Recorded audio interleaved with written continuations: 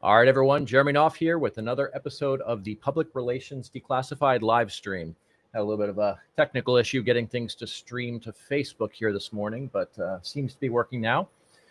So, man, we got a lot to unpack today. We're going to be talking a little bit about the American Eagle situation, which I'm sure all of you guys have been seeing in the news and on social media. We're going to talk about why you need to own your domain. And I've got a couple of really wild examples of good and bad scenarios where people have bought their name as a domain, and cases where people haven't. And the outcome has been drastically different. And it can be very negative if you don't get it right. And then we're going to go ahead and close out with an interview with a good friend of mine, Angela Langolotz, who is known as the Trademark Doctor. One of the smartest people I know in the IP world. She's an intellectual property attorney specializing in trademarks and things like that. So we're going to get some insight from her about trademarking your personal name to protect your brand. So that being said, we're going to go ahead and jump into the first topic, which is the American Eagle story. In a nutshell, what happened here was they put out an ad, a video ad with Sydney Sweeney, and a lot of really stupid people got really upset with this ad. So, basically they're trying to frame this as this big racist propaganda dog whistle, and frankly, some of the internet's stupidest people are just eating this up. They absolutely love it. They believe this is secret Nazi messages, and they're just completely melting down over it. So I'm going to go ahead and pull up the video in question. You guys take a look at this and let me know where you see all of these hidden Nazi dog whistles. I'm not here to tell you to buy American Eagle jeans. And I definitely won't say that they're the most comfortable jeans I've ever worn. Or that they make your butt look amazing. Why would I need to do that? But if you said that you want to buy the jeans, I'm not going to stop you. But just so we're clear, this is not me telling you to buy American Eagle jeans. Sydney Sweeney has very jeans. You see what I did there, right? Yeah, I guess I must have missed all of those hidden messages as well. So predictably, certain demographics have completely lost their shit over it. I'm going to pull up a little montage of a few videos we came across on social media, but there's thousands of these out there. Check this out. Totally just talking about denim, right?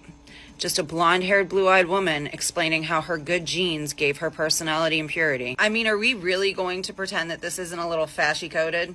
Look, I'm not saying that Sydney Sweeney personally wrote this ad to revive the Third Reich, but American Eagle absolutely knew what they were doing here. You don't get to drop lines about inherited traits, blue eyes, and great genes while zooming in on somebody that could have walked straight off of a Nazi propaganda poster and expect people not to catch that reference. Every single ad is specifically emphasizing this double entendre with the word genes, saying that Sydney Sweeney has great genes. That is said throughout the ads over and over and over again, and they could have chosen a number of angles to go about this campaign, but saying that about a blonde-haired, blue-eyed woman right now who's dressed all like Yeehaw America, that says a lot. It's pretty obviously promoting European centrism. That got me too. And I don't know why. Maybe because it's just so blatant. Okay, so definitely a lot of room temperature IQs here in this crowd. There's nothing there that you could possibly take that conclusion from this ad. It's completely irrational. It definitely created a lot of publicity for American Eagle. First by these clowns who are looking for everything in the world they could possibly be offended by. But then, of course, the normal backlash came out against those people and saying, hey, this is an ad. Like, just because she's white doesn't mean that she can't be in an ad. Like, things like that. if you watched their stock price, it was actually really interesting. I got into it for a few points, got in, got out, but they actually went up, I think like 24% because so many people started not only shopping there, but also buying the stock as kind of like a counter protest to the silly people complaining about this. But in the past, when a situation like this would have occurred, what would typically happen is the mob comes out, they attack the brand, and then the brand bends the knee, says, "Oh, I'm so sorry. We didn't realize that. We're going to do better, blah, blah, blah." Even though they've done nothing wrong, right? It's this kind of appeasement mentality. And American Eagle, it's a damn shame. I didn't get the screenshot uploaded into our show today, but American Eagle came out with a great response to this, basically saying, look, the ad was about jeans and we love the product. We love the ad, stuff like that, right? They did not back down. And as a result of it, the whole thing is pretty much dying down now. Yes, some people are still complaining, but that number is dwindling.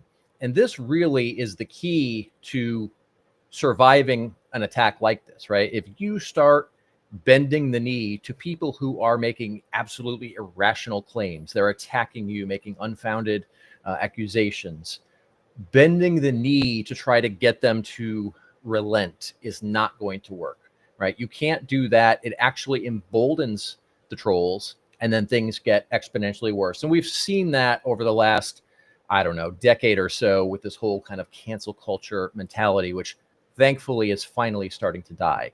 And we're seeing more companies coming out and standing up against this and saying, no, this is what we said, not all this other bullshit that you're interpreting out of it. And that's frankly the right approach, right? If we are going to be unfairly attacked, then we have to stand up against those people. We have to say who we really are, what we really stand for. And in some cases, that may be a matter of explaining where they're wrong. In other cases, it may just be a matter of mocking the idiots.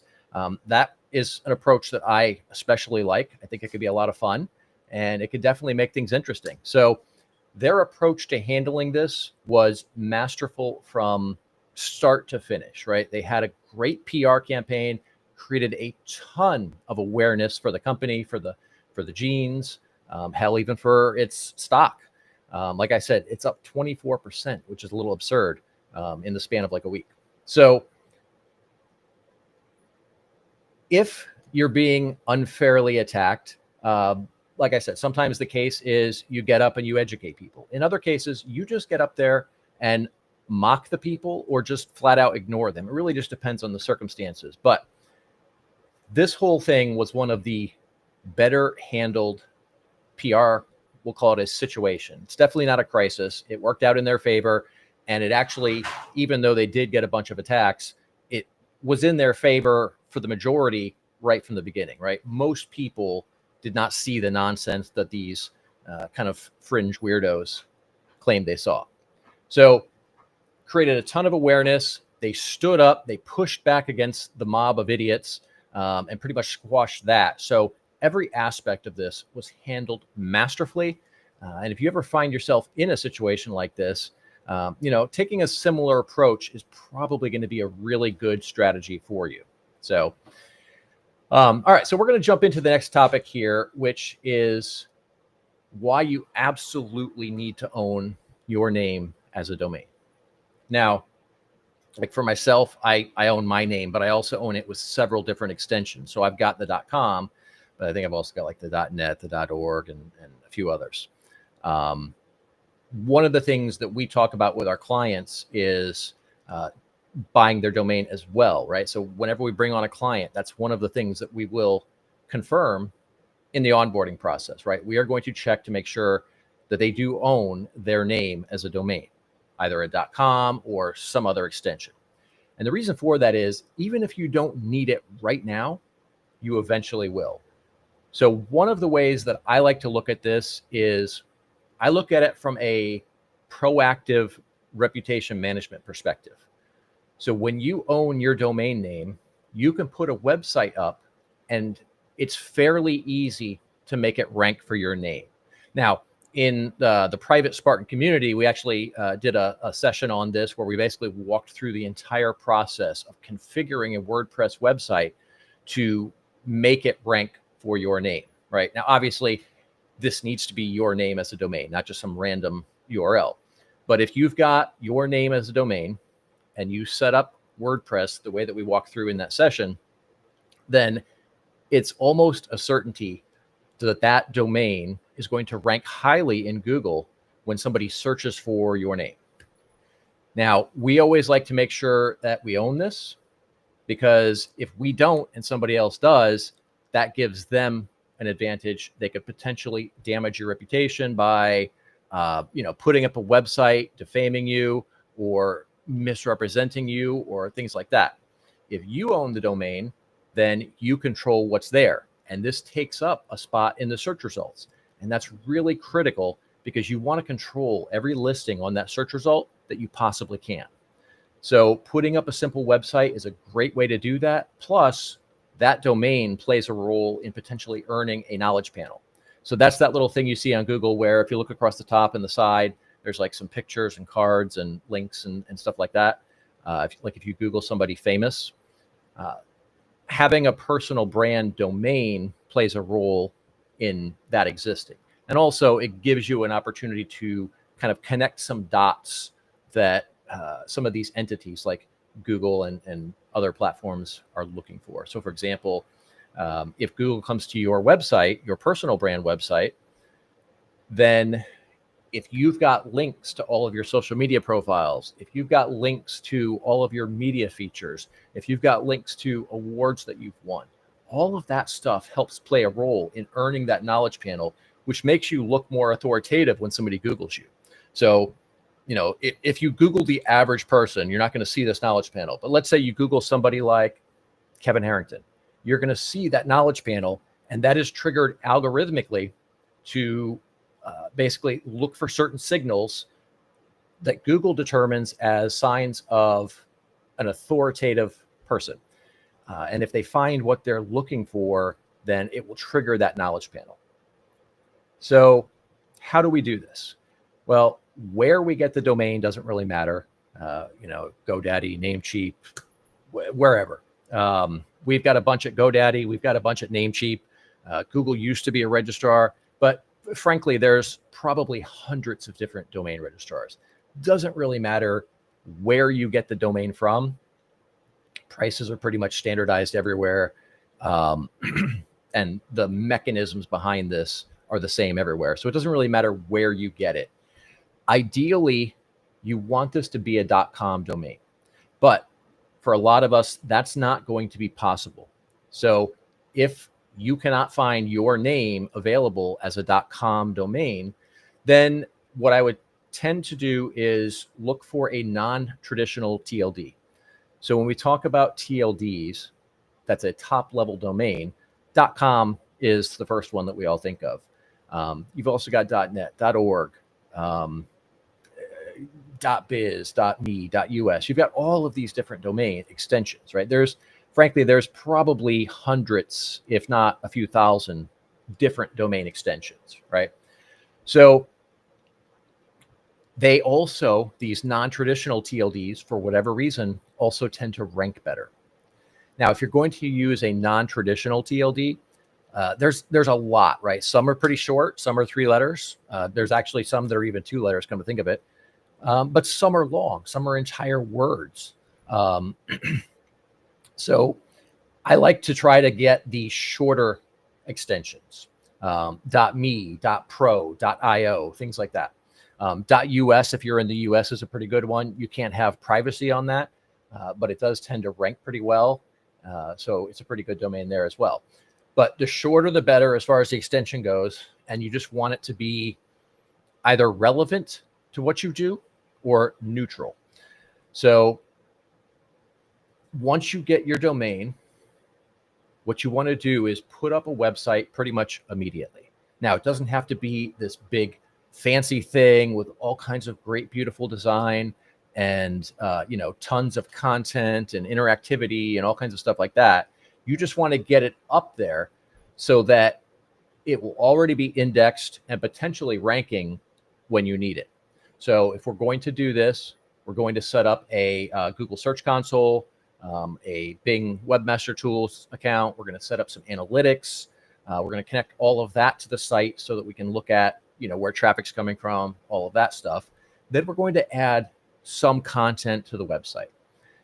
Now, you generally don't need a lot of content on this site to make it rank for your name. Some text, some images, some video. And if you're going to put up video, by the way, one of the things I like to do is embed YouTube videos, your own, right? Not just random videos, but embed YouTube videos on your site, because then you're kind of getting the best of both worlds. When they come there, they see these videos and they can play them. That's increasing your view count over on YouTube. Google loves Google's properties. So what they tend to do is they tend to show their own properties, YouTube being one of them, in the search results. So now you kind of hit double duty here. You've got great content on your website. Google likes to see that there, but also you're now potentially populating the search results with these videos as separate listings. And then you're also increasing your view count. And then what I like to do is set up schema as well. And there's a plugin for this. I'm drawing a blank what the name of it is off the top of my head right now. But this is something we talked about in that session in the Spartan community that I mentioned earlier. Basically, where I walked through how to set up a WordPress website to rank for your name. We did talk about this schema plugin. We walked through exactly how to configure it. But basically, what this is doing is it's setting up this code on the back end of the site. People never see this, but that code tells search engines and other bots, frankly, kind of how to connect the dots between entities, right? So you are an entity as an individual. Then you've also got, like entities like your company, or maybe you've got some books that you've written, things like that. Your social media profiles are entities.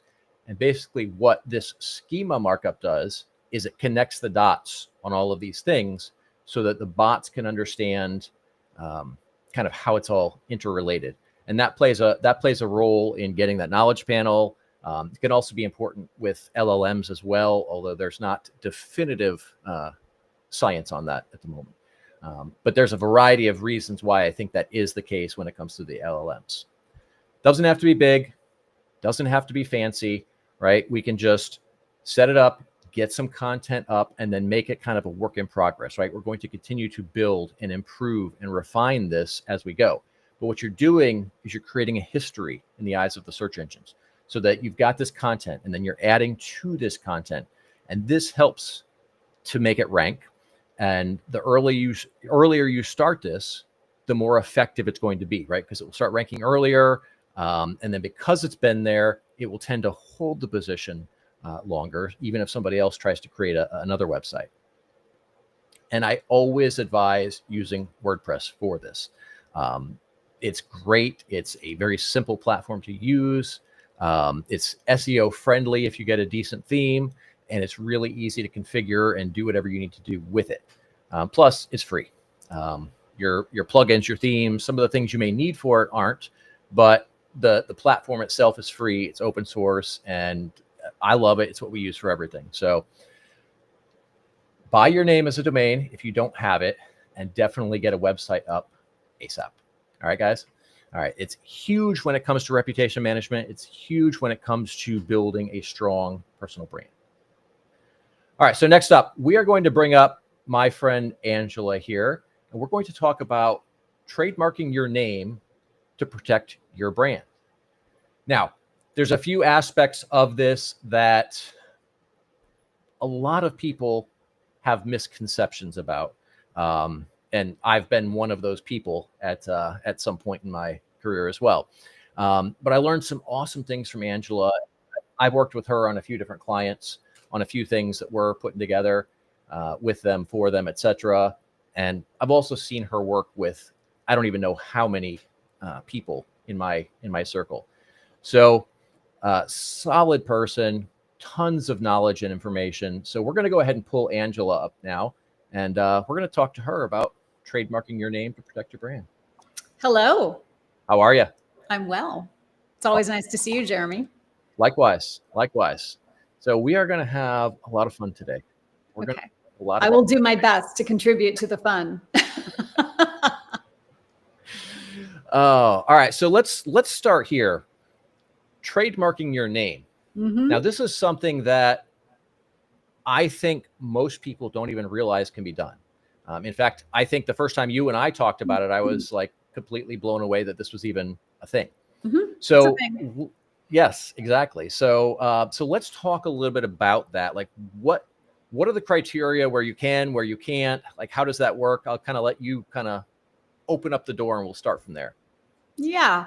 So in general, you can register a trademark for anything that's distinctive as to your goods and services, so long as that mark has not already been taken by somebody else, right? So if you're Henry Ford, you are not going to be able to register a trademark for automobiles or automobile accessories or anything like that. So Right. if your name is otherwise available, you can register a trademark for whatever services you're offering under your name. And remember that trademarks don't operate in a vacuum. We have to have some sort of link between a thing being sold or offered in commerce and your name being used in conjunction with the marketing of the offer or the advertisement of the offer or the provision of the goods and services being offered. So we can't register a trademark for everything.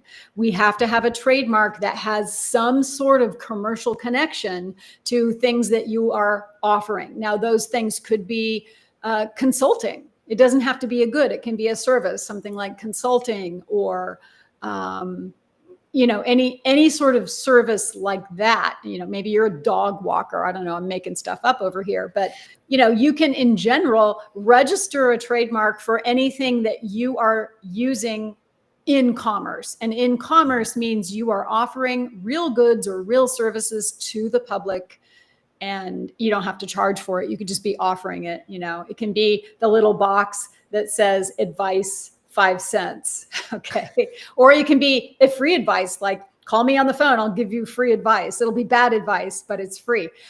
So you don't even have to charge for it. You're just offering a good or a service or a something in commerce. Okay. And, there was a conversation I had at one of the mastermind groups that you and I are part of, Mm-hmm. where somebody had a pretty big misunderstanding, in my opinion, of kind of how that works. And they claimed that they got their name trademarked and now nobody can say anything bad about them online, which clearly is not the case. That's so, not. Right. Can you kind of break down how that all works for people?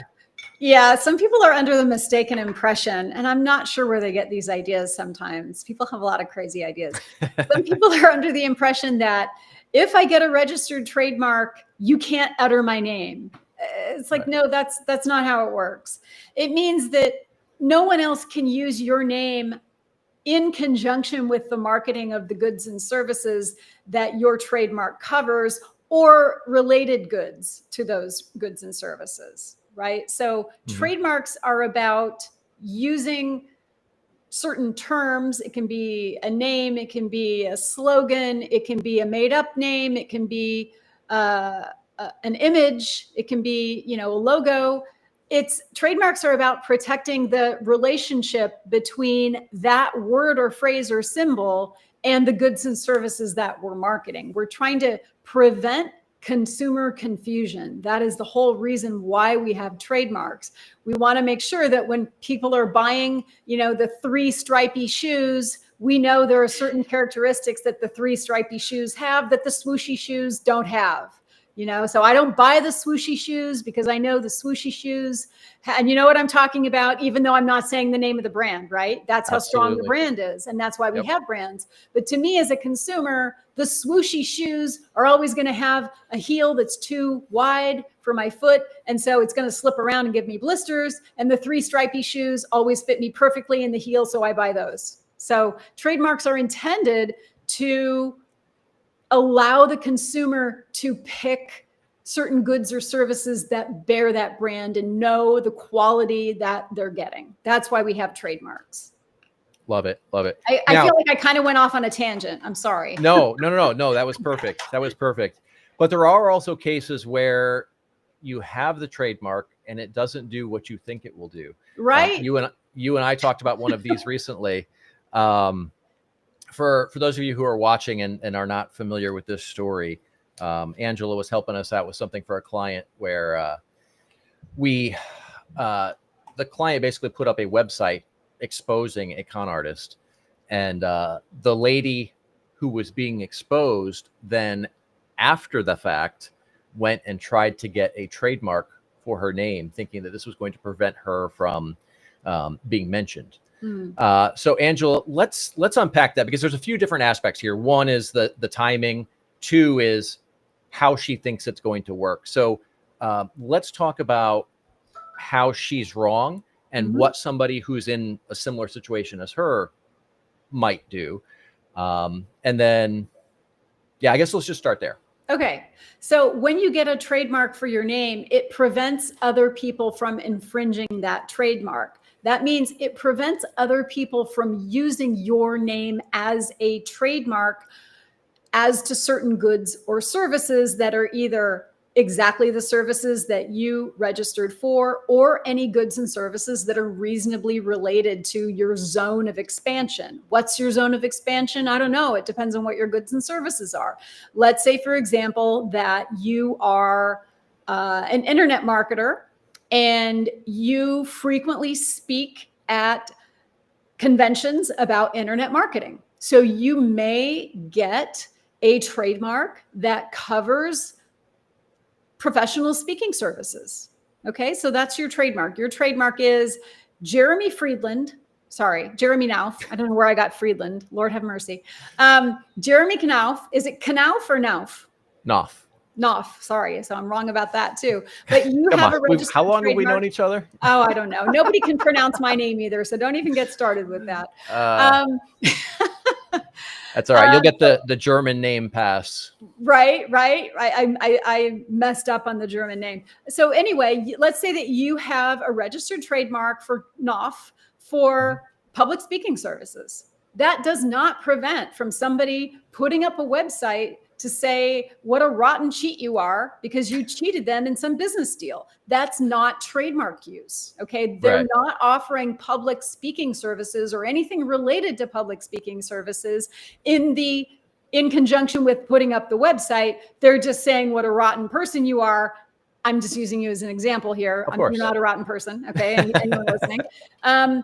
That just prevents anyone else from using that trademark for anything related to public speaking services. Okay. That doesn't prevent them from uttering your name in public or putting up, other material or writing books or newspaper articles or putting up websites about how you did them dirty. That's not something that's going to be covered by your trademark. Your trademark covers very specific things. And those are on the trademark certificate. So you get one of these. They're now electronic, but you're going to get one of these that says, here's what your trademark covers. Right. And then there are some case laws about, there's case law about what else is covered based on your reasonable zone of expansion for the goods and services that are listed on your trademark application. So let's say, for example, that you have a registered trademark application, registered trademark registration for public speaking services. Some things that might be within your reasonable zone of expansion might be things like consulting or books or podcasts. Those things would likely be considered as part of your reasonable zone of expansion that you could enforce your trademark on, but you're not going to be able to prevent people from putting up a website saying what a horrible human you are. Yes, as somebody recently found out. So I'm sure there's a lot of people wondering, based on kind of that part of the conversation, if somebody can still put up negative information, then what's the value of getting the trademark for your name? Well, the value of getting a registered trademark for your name is that now you can get things taken down. So let's say, for example, that you register a trademark for your name for public speaking services, and then you also put up a website. So now we can add the website services, you know, providing information about public speaking or providing articles, providing information. We try to make it as broad as possible, providing information about marketing via a website. That registration for the website services would allow us very easily to take down imposters who may be trying to do things like impersonate us online, steal our traffic. Okay. And it also works if we have something for website services that covers, you know, articles like blog articles and videos. We can also use that trademark registration to take down things like social media platforms. If you've got an Instagram account, that's also a website, right? So we can say, we can go to Instagram and say, please take down this website. It's infringing. You see, I have this trademark registration. It's right here. And here's my registration. And it says for websites containing videos about marketing. And this person has a website, an Instagram account with videos about marketing. They're infringing my trademark. They're using my name or something confusingly similar. Please remove it. And Instagram will honor that. Yeah. And that's something I've seen more so on TikTok than anywhere. Well, people will create these bullshit accounts trying to pose as that person because it's so easy to get all that content, get all those videos and just post them. So yeah, and they'll scrape your videos, they'll scrape your YouTube account and maybe switch the videos around or put the funky lines on it, right? So it's not seen as a duplicate video. They have all these stupid tricks, but you can still get that taken down. In part because it's a copyright violation, right? So you can make a DMCA complaint, a Digital Millennium Copyright Act complaint, and get those videos taken down. And you can also get the whole account nuked by just going to TikTok and saying, see, look, I have a registration, right? Like those are the magic words. I have a registration. I have a registration for websites. Please take this website down. They're using my name in conjunction with the goods and services that I have a registered trademark for. If you don't have a registered trademark, it becomes dramatically more difficult for you to get that down because they're going to go say, you know, the typical reaction is for these web platforms, because they want eyeballs, right? They don't care if it's the eyeballs for you or the eyeballs for your imposter. They just want the eyeballs. So they have every incentive at TikTok and Instagram and any other platform that's monetized. They want eyeballs. And so if the eyeballs are there, they don't want to take down the account that has the eyeballs on it. So unless you have a trademark registration, you're going to have a really hard time getting them to take down that sort of thing. Absolutely. So let's talk a little bit about what that process looks like. So let's say somebody's like, hey, I want to go ahead and trademark my name. This all sounds great. Yeah. I don't want to make the mistakes Jeremy made and try and do it myself.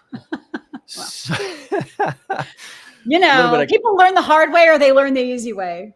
But they always learn. Yeah. Yeah. So a little bit of context for you guys. I did a trademark application a while back, and it was just like kind of an off the cuff thing that I was like, oh, I should go ahead and do a trademark for this. It's only a few $100. I'll just go through like one of these little cheap legal service things. Yeah. I went through and I'm a pretty smart guy and I thought I had things pretty dialed in.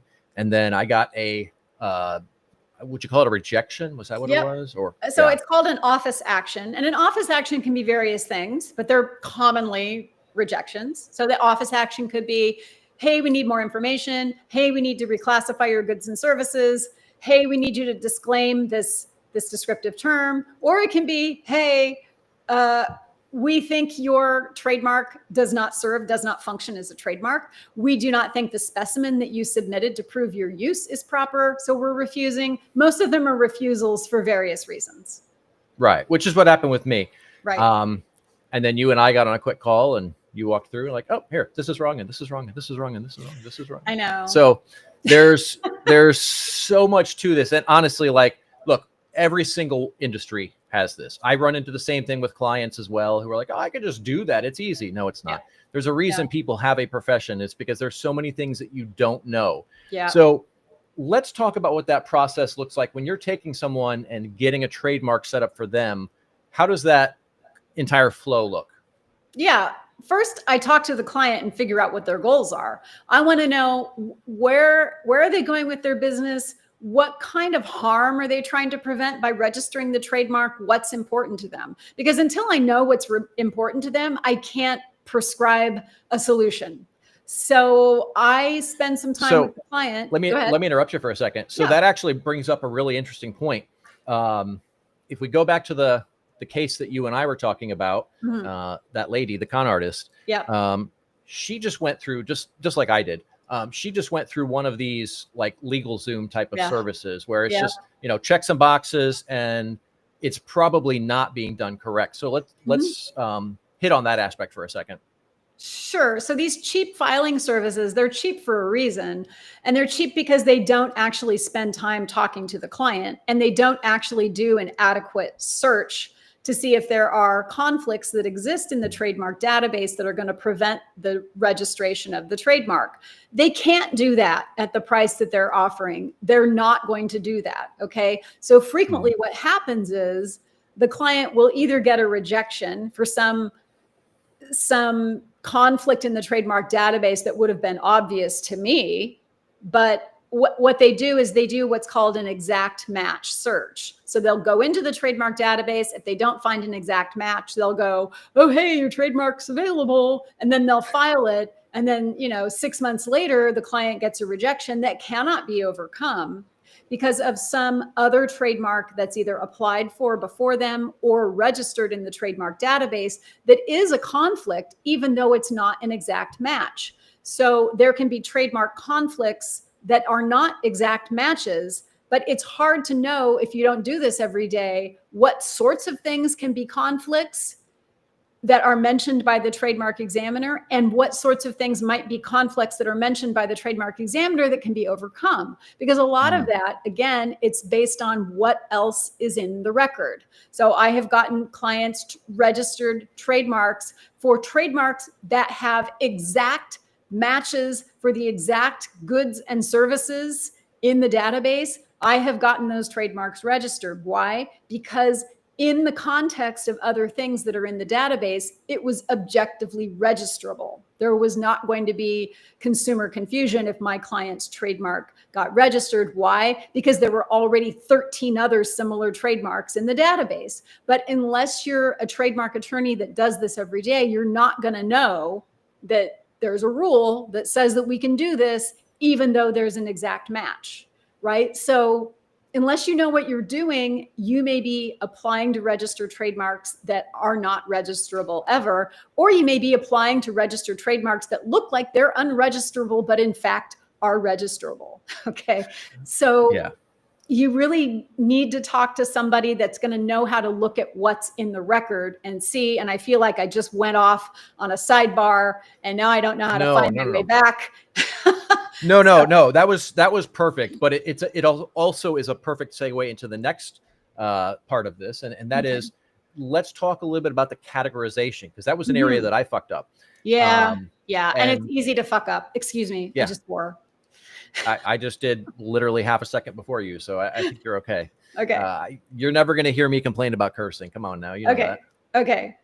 All right. So the classification. So there's a whole classification manual. And let me back up. When we apply to register a trademark, we have to tell the trademark office the goods and services that we're going to be using the trademark on. So there's no such thing as a trademark for everything. There is a trademark that we are going to use to market certain goods and services. And we need to know what those goods and services are.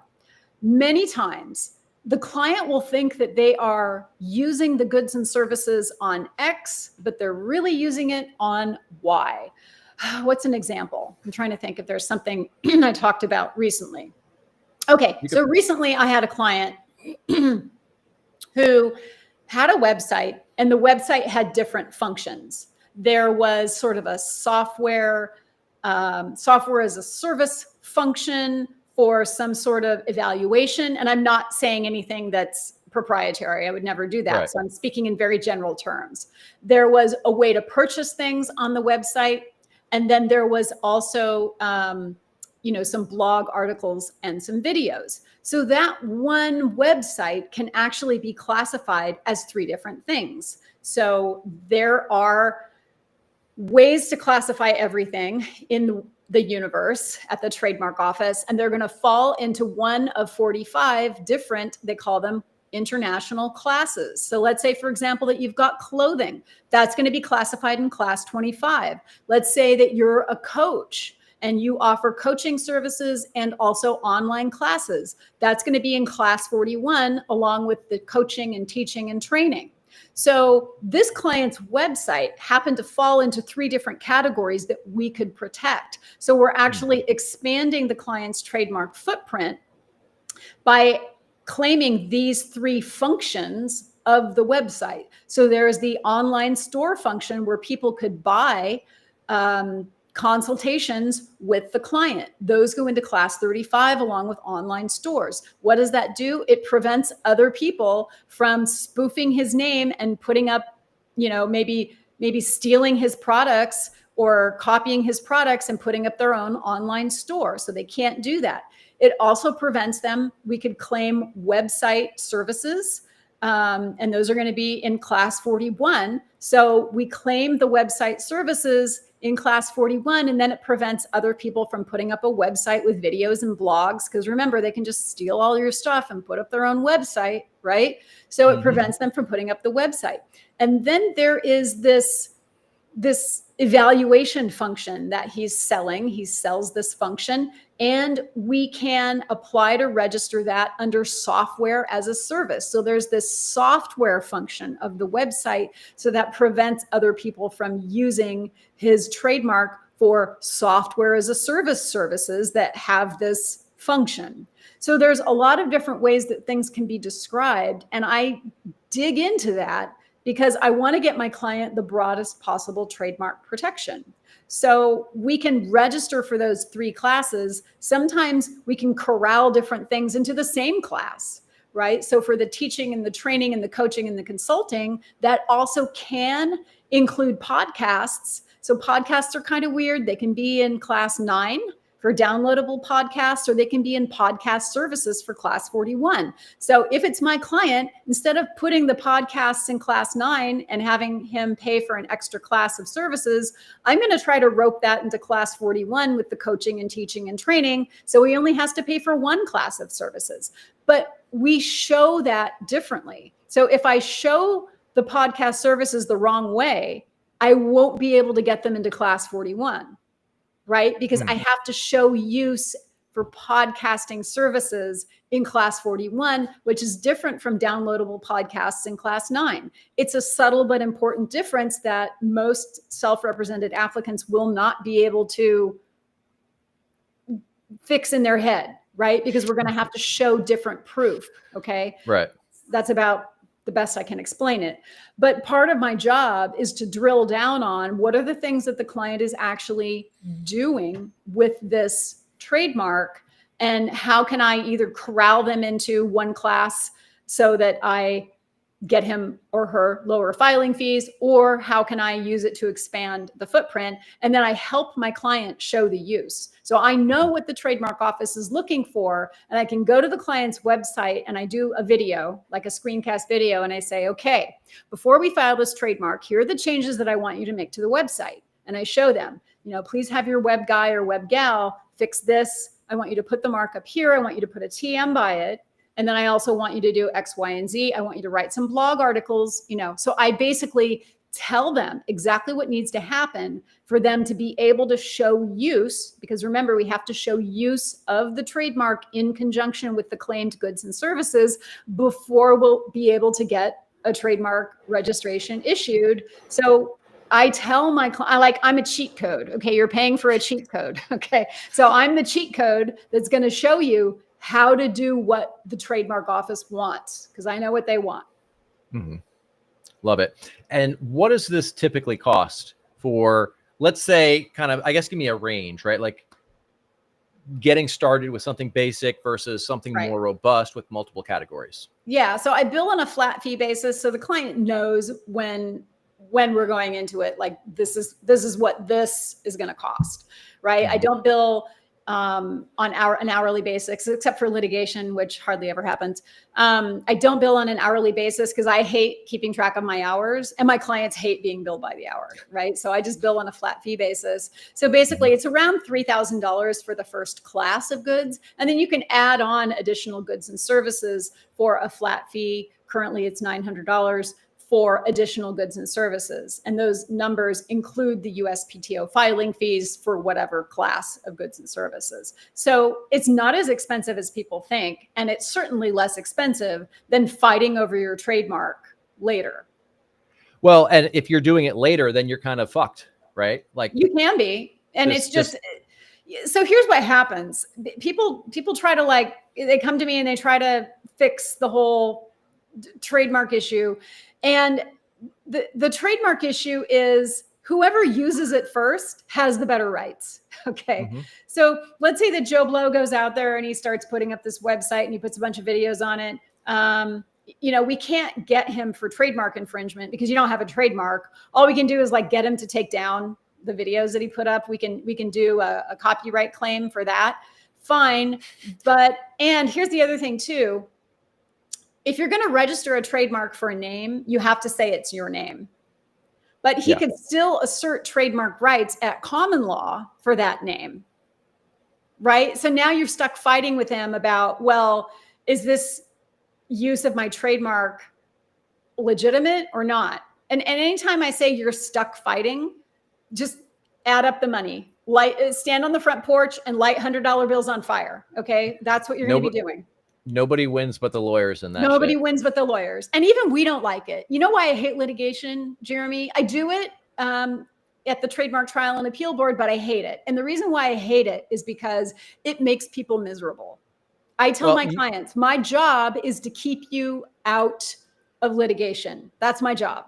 So whatever I can do to help them achieve that, even if it's a little bit more expensive up front, that's what I'm going to tell the client to do. And if the client says, no, I don't want to do that, I'm going to send the client an email and it's going to say, I offered you this, to prevent that. And you declined, please confirm that you declined. And that email goes into the client file. So they can't come back later and say, why didn't you tell me this? And I've had to tell a couple of clients, I did, here's the PDF of the email that I sent you. And you acknowledged by return email where we talked about this. And then they're not mad at me anymore. They're kind of mad at themselves. Yes. CYA, baby. Exactly. On the litigation thing, I was going to mention, you are less, what's the word I'm looking for? You seem to be less aligned with conflict than most lawyers that I've met. Most of the lawyers that I know, they actually fucking love to go out and fight. But like I said, nobody wins that. So I prefer your approach, build the fortress and protect the brand. Right? To me, it's smarter. It's less expensive in the long run. Totally. And it helps you create a far stronger brand. Yeah. So, I know we're getting up towards the end of our time here. What I'm going to do is let's tell everybody how they can get a hold of you, first of all, Angela. Okay. Yeah, they can find me online at trademarkdoctor.net. The .com was taken. I know. Do you know who owns it? Have you talked to them? Reach out? Oh, yeah, I've reached out, but they can't do anything with it. What are they going to do with it? Yeah, that's what I'm saying. I bet you could probably get it for a lot less money than you might think. Well, they can't use it for anything trademark related. I know, but it's better to have the .com. I don't know. I would love to have the .com, but I'm also not going to pay them thousands of dollars for it. No. And I already have my presence at trademarkdoctor.net and have for years. But anyway, so people can find me online at trademarkdoctor.net. If you have questions that you want to ask me, you can go to the contact page, and I do offer short consultations for $25. Everybody can afford that. And you can get on and ask me any trademark questions that you want to ask me, and I will answer those.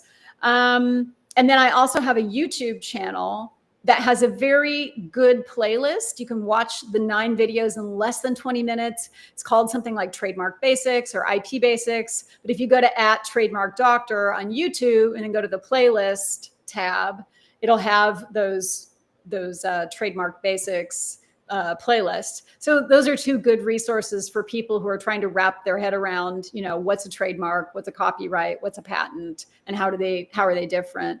Why should I register a trademark? What's the advantages of that? That's all covered in the videos, less than 20 minutes.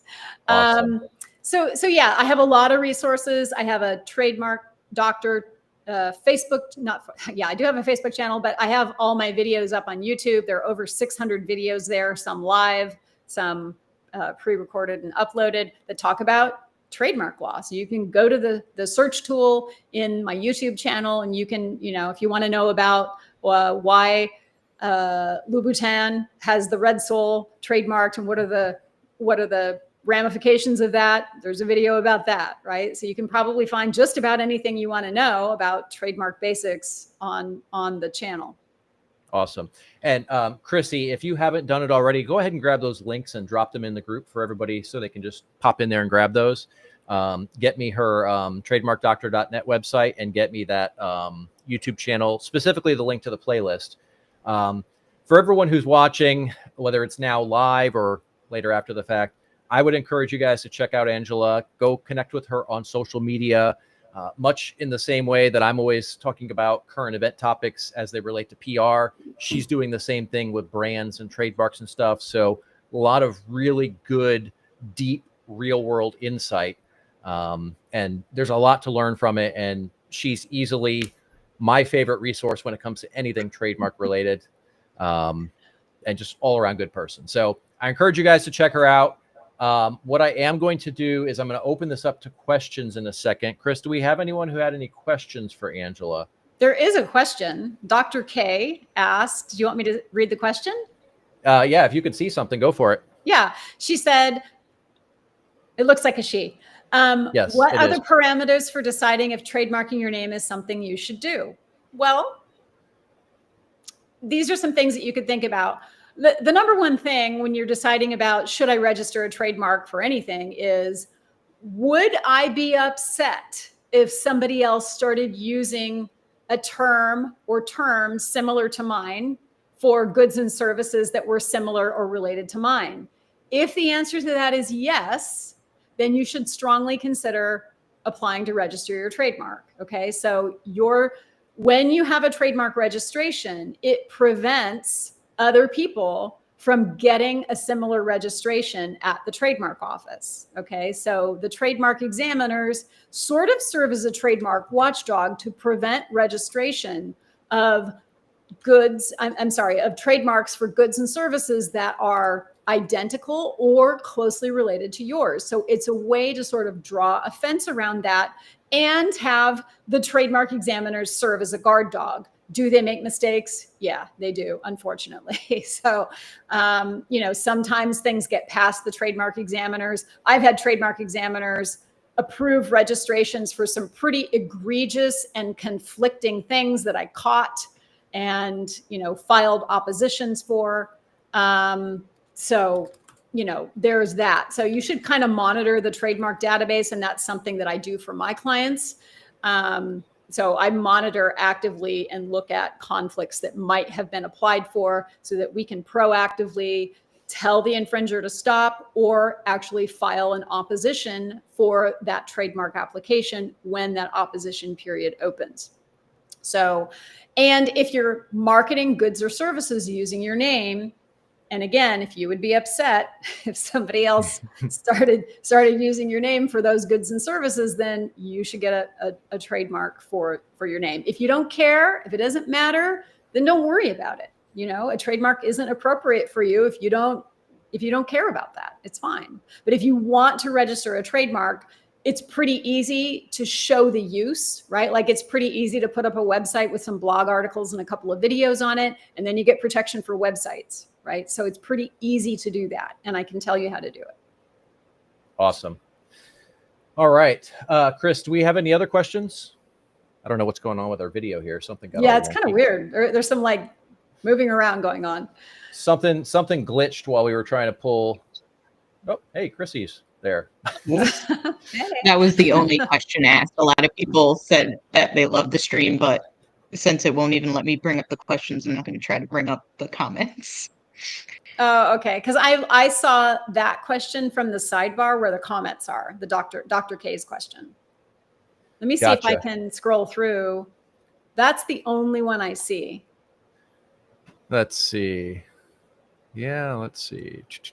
Yep. Looks like the rest of them are just comments. So Okay. cool. All right. Well, if you guys have questions after this, post them in the group. Angela's in the group. She can see them. She can connect with you guys there. Yeah, tag me so I know. Yeah, if it's definitely do that because notifications on Facebook suck. You could tag her if you guys are on X. She's over there and fairly active as well. So feel free to tag her. Really active on X. Yeah, the best place to find me is on Facebook. Are you just automatically posting shit over there? Yeah, I automatically post stuff to X, but I'm not really there. Okay, we got to talk about your strategy there later. Yeah, then. I know, but X is like a total time suck, and if you go into X, you're just gonna, Depends on how you approach it, but okay. I've got some tips I can share with you later. Okay. But all right, cool. So yeah, then skip X, everybody. If you have questions for her, reasonable questions, right? Not like don't sit down and expect like an hour-long conversation. But if you have a reasonable question after the fact, drop it into the Facebook group on this thread and tag her, and she'll answer. But like I said, if you need a trademark, you cannot go wrong with Angela. I've seen her do work for so many people, and I've had her do work for several of my clients. So, Angela, thanks for joining us today. It's always a blast talking to you. And we unpacked a lot of great information that I think will help a lot of people. Yeah. Except one person. Except one person. Thank you for having me, Jeremy. It's always a pleasure. All right. Awesome. All right. Thanks. We'll see you soon. Bye. All right, guys. So we're going to close out today's episode with Jeremy's PR PSA. And that is that public relations requires you to be equal parts diplomat and warrior. And you need to know exactly when to use each role for your brand. Now, this comes from the Sydney Sweeney thing. Look, we've seen so many cases where this mob will attack a brand and then the brand just folds up and apologizes, even though they did nothing wrong. And then what happens from there? Well, then the mob gets bigger. Then they attack them even more. Then they demand extra stuff from them. It gets ridiculous. So, in cases like that, you have to be willing to fight back. You can't just be passive all the time, or you can't just give everybody whatever they want all the time, because that destroys your brand just as much. In many cases more, because your brand is about who you are, what you stand for. And if you're willing to give in on everything just because somebody complained, then you're going to have a very weak brand, and people are not going to be attracted to it. It's not going to resonate, and you'll never achieve what you could if you had a strong brand. All right, everyone. So that's a wrap for today. We covered a lot of great topics. Angela shared a ton of great information on trademarks and using that to protect your brand. I encourage you guys to go connect with her on social media, go check out her YouTube, all of that stuff. If you got value out of this, I would love it if you'd share this or invite somebody to the group. If you're not already in the group, go ahead and give it a join. In fact, that QR code up there, I guess it's over. I can't quite point in the right. There we go. If you hit that QR code, it will take you straight into the Facebook group where you can join. And that's the free group where not only do we stream Public Relations Declassified, but we also share a lot of other information. And that's a wrap for today, guys. And I look forward to seeing you all in the next episode.